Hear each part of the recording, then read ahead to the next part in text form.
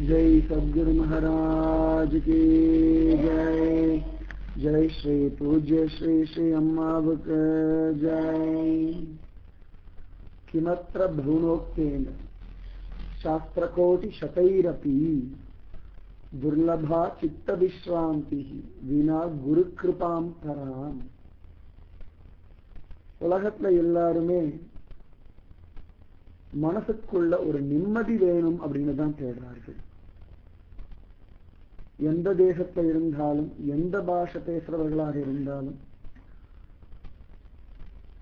எப்படிப்பட்டதான ஒரு நிலைமையில வாழ்கின்றவர்களாக இருந்தாலும் மனதிற்குள்ளே ஒரு நிம்மதி வேணும் அப்படின்னு தான் ஆசைப்படுறார்கள்.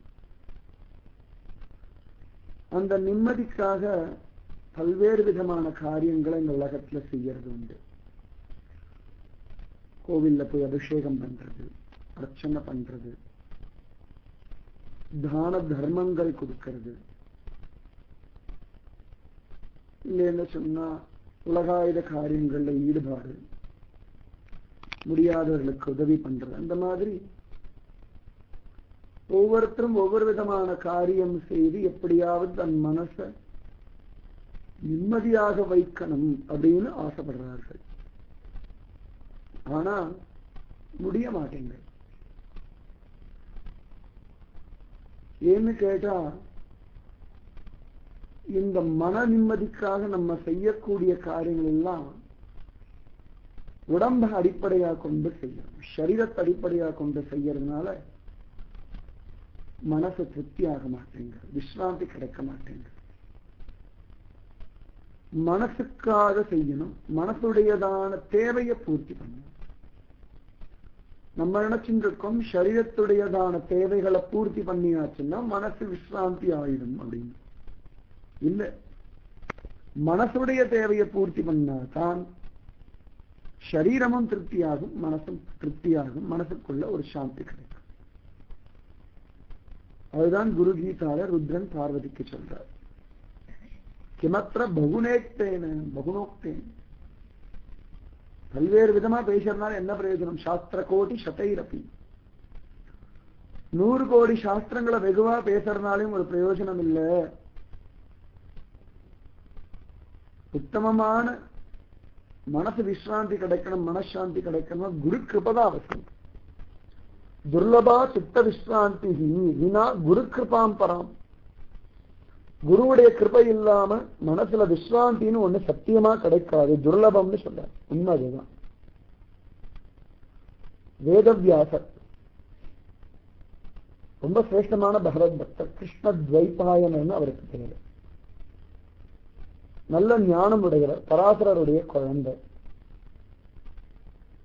இந்த ஜனங்களுடையதான எல்லா விதமான கஷ்டத்தையும் பார்த்தார். இந்த ஜனங்களுக்கு நல்ல விஷயம் நடக்கணும்ன்ற ஆசையினால ஒரு வேதத்தை 4ஆ பிரிச்சார்.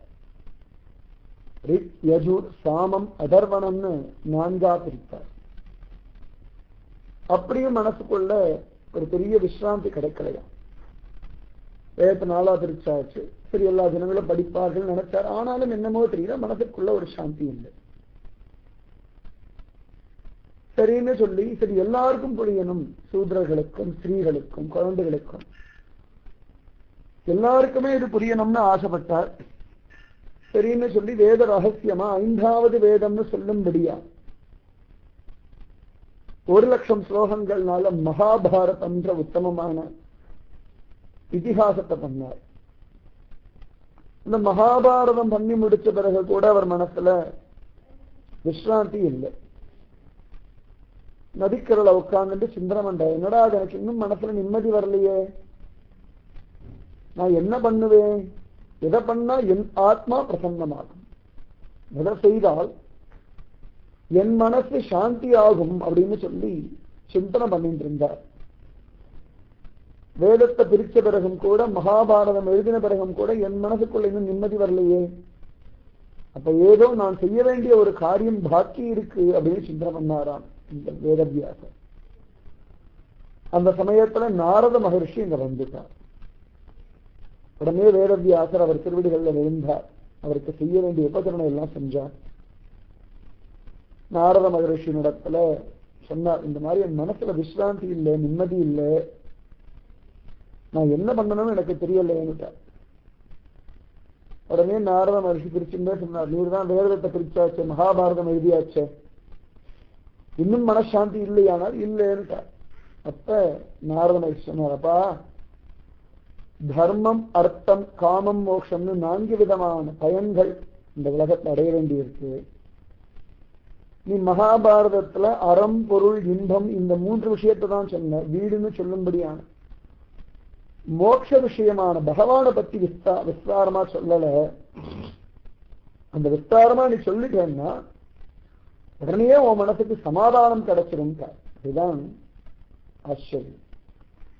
நம்ம ஆத்மாவுக்கு நம்ம மனசுக்கு எது சமாதானம் நமக்கு தெரிய மாட்டேங்குது. நம்ம சொன்ன என் மனசு, இது என் வாழ்க்கை, எனக்கு இது பிடிக்கும் அது பிடிக்காதுன்னு சொல்றோம். ஆனா நம்ம மனசுக்கு எது நிம்மதி தரதுன்னு சொல்லக்கூடிய சக்தி யாருக்குமே இல்லை. குருவுக்கு மட்டும்தான் நம்ம மனசுக்கு எது நல்லது, எது ஹிதம், எது நிம்மதின்னு உணர்ந்து சொல்லக்கூடியதான ஒரு தகுதி இருக்கு. எப்படி சமையல் பண்ண தெரிஞ்சவாதான் சமையலை பத்தி சொல்லக்கூடிய தகுதி இருக்குன்னு சொல்றோமோ அந்த மாதிரி பாடத்தை பத்தி நன்னா தெரிஞ்சவர்கள் தான் பாடம் சொல்லிக் கொடுக்க முடியும் ஒரு தகுதி இருக்குன்னு சொல்றோமோ அந்த மாதிரி மனதை பற்றி நன்றாக அறிந்தவர்கள் தான் மனதுக்கு தேவையான நிம்மதியை தர முடியும். நாரத மகரிஷி அதனால நீ பகவானை பத்தி விஸ்தாரமா சொல்லுன்னார்.